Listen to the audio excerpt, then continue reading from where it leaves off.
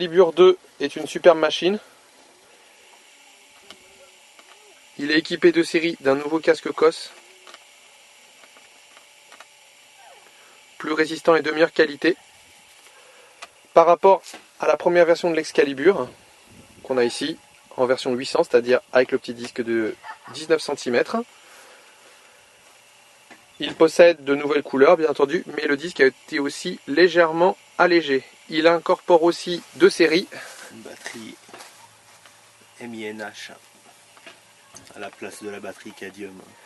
Donc plus besoin d'attendre que la batterie soit complètement à plat pour la recharger. On peut la recharger quand on veut. Donc là, avant que Muddy Diver, spécialiste des détecteurs de plongée, nous fasse une petite démo dans le lac, on va vous montrer les différents réglages. Alors vas-y, montre-nous. On va commencer par le threshold. Le bouton threshold, il sert en même temps à arrêter le détecteur. Donc on le tourne tout doucement, jusqu'à temps qu'on entende le seuil sonore dans les écouteurs. Voilà. Et on revient jusqu'à temps qu'on n'entende plus le seuil sonore. Il faut qu'il soit vraiment au plus fin. Le bouton volume, il est toujours tourné à fond.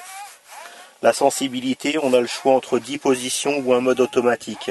Si le terrain est vraiment perturbé, on passe en automatique. Sinon, on arrive en général à travailler entre 7 et 9. La discrimination, pour ce qui nous concerne, on cherche des bijoux, donc on la met à 0. Et à 0, à 1, à 0, on arrive à éliminer tout ce qui est petit débris de fer. Et après, on a encore un bouton en bas qui est soit discret, soit pinpoint. En réalité, le bouton pinpoint, c'est un mode tout métaux. On va transformer l'Excalibur en monoton. Et c'est ce qui permet aussi d'aller un peu plus profond, ce mode tout métaux. On a un peu plus de gouache en tout métaux, ouais. Donc le démontage de la batterie se fait relativement simplement en appuyant sur les clips. Et après, on la débranche comme ça. Le connecteur est étanche. Et il vaut mieux avoir une batterie de rechange parce qu'il n'y a pas de test pile. Ça c'est un peu le défaut du Sovereign et des Esca en général, il n'y a pas de test pile, donc on ne sait pas quand est-ce qu'il va mourir.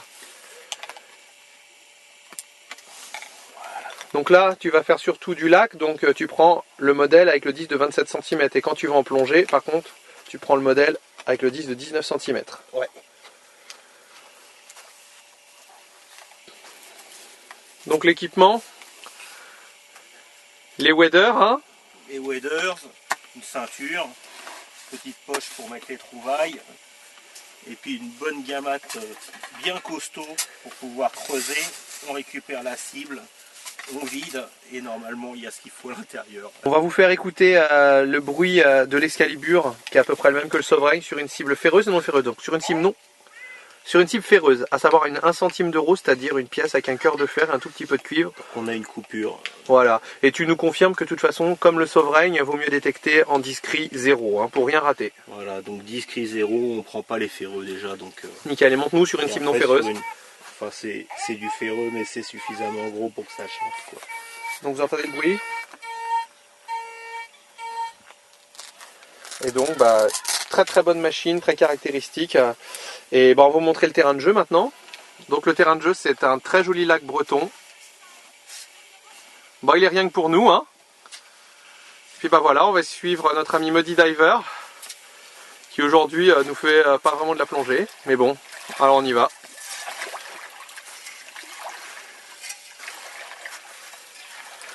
Bon, avant de le rejoindre, on va le filmer un peu. Alors là, on a un bruit.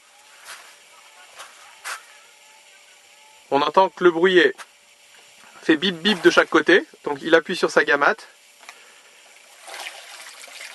Donc c'est dans la gamate. Ah, il nous dit que c'est dans la gamate. Qu'est-ce que ça va être? Moi c'est une saloperie. Ah, montre-nous ce que c'est. Oh. C'est pas une pièce.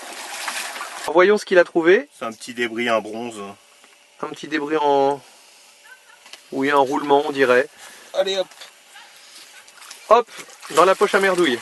On y retourne. On apprécie le cadre, hein, c'est quand même très très joli. Vive la Bretagne.